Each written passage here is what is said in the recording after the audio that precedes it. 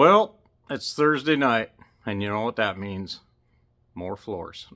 So we're going to try and pick up where we left off last night. I don't think there's a whole lot left on this front floor pan to do. I think I just got to climb under, trace around underneath it, check it one more time, make sure everything looks good and fits nice, and we can start cutting and tacking this one in. So let's dive right in. All right, where we left off last night, we had all this set up, sitting in there pretty tight and everything. Yeah, it's still got a little bit of spring to it, but this end here is going to end up getting cut off. I did leave that little ledge a little bit longer, so I got something to weld to. And I think once everything gets cut out of the way and we get the front and back lined up, then and tacked in, then we'll cut that corner across there. And yeah, I think we'll have her tacked in here pretty quick. So I'm going to climb around underneath, just see if there's anything else in the way or anything that'll catch fire. And then I'm going to mark all the bottom of this pan and we'll start trimming. All right, so I've got some heavy steel weights on here just to kind of put some tension on this to get it seated nice. And as I climbed underneath to mark this, so this edge or this pan, once I cut, it's going to move forward just a tiny bit for everything to line up because all this, it's sitting on top of the floor right now. So it's going to move forward that little bit, and that's going to kind of locate it front to rear. And so I'm going to cut that off first, and then that'll give me the distance back here. Once this is in and kind of roughly in place where it's going to go, that'll tell me where I can cut the back of this off. And it'll be just like the rear floor pan. Once this end and that end are tacked in, and then this side height along here will be set high at its height, then basically this whole line here is just going to be a straight cut across. We'll do the same up on the corner up there. I'll get in there with a grinder because this is all going to get cut off about 2 inches here. So that corner will be right in here that's going to get cut. So I'll get all that addressed and ground into where when that pan goes in, it's ready to go, and it's just going to be one zip right across there. So, but yeah, so I'm going to go ahead and trim this front and see where this thing sits. All right, I got that front edge trimmed, and it fits really nice. I'm actually pretty amazed at this panel. It's actually pretty, the body line, it's coming down, hitting right in that ravine there, that groove right there, and that's fitting nice. These ones over here, they're about as good as you can get. And then this one, these are just transitioning right in. And no, for a aftermarket pan, this thing's actually kind of got some of the better detail I've seen in them. And then so this corner I left long. I just cut off, and then where this was radiusing around, I took that out. So this is just on that flat side. So everything will give this the most opportunities that it goes far forward and seat into that lip as I can. So yeah, so now that basically established my front, you know, that's my how far forward this pan needs to be. And so now I can climb under and mark across here. That'll give me the length of it. And then this edge here, that's already established. That's a pinch weld.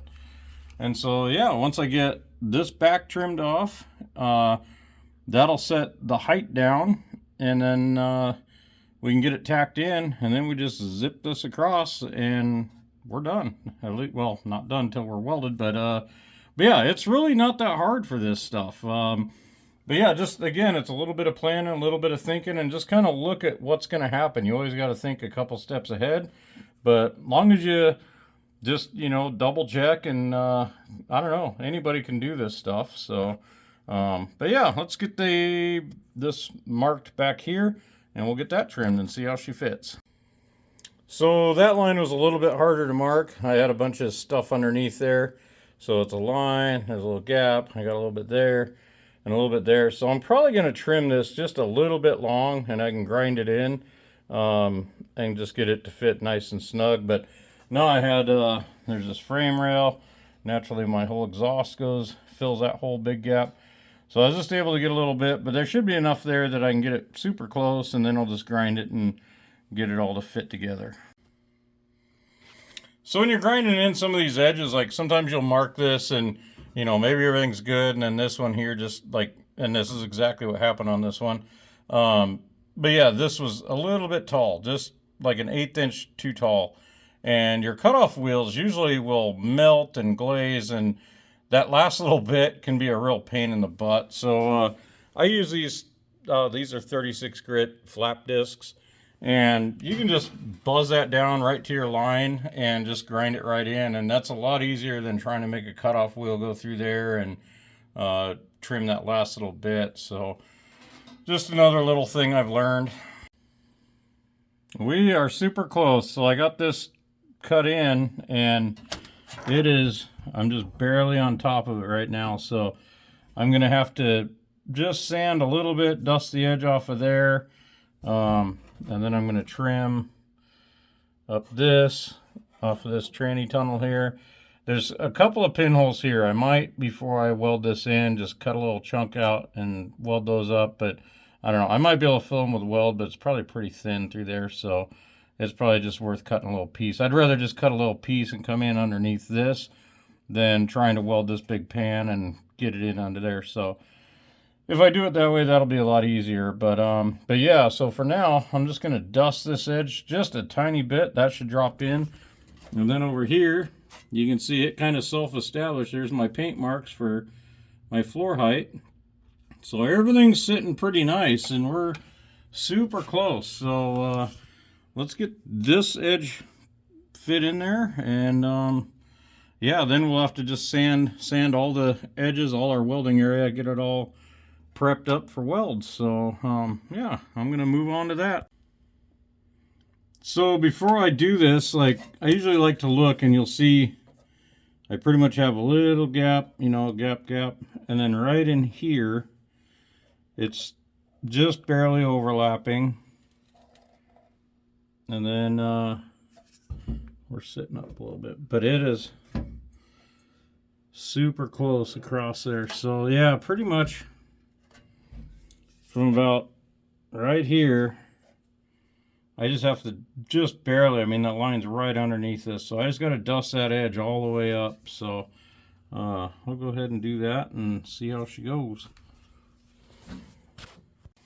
So this is kind of where the patience part of this comes into play, because you're going to have this pan in and out a few times to get it right on that line. But so now I got a line all the way to here, and we're just barely overlapping through here, and then it's, you can kind of see, what is it, right from here, there's a little bit of daylight, so it's about to fall in, and that's about as tight as we want to get it, just as good as you can.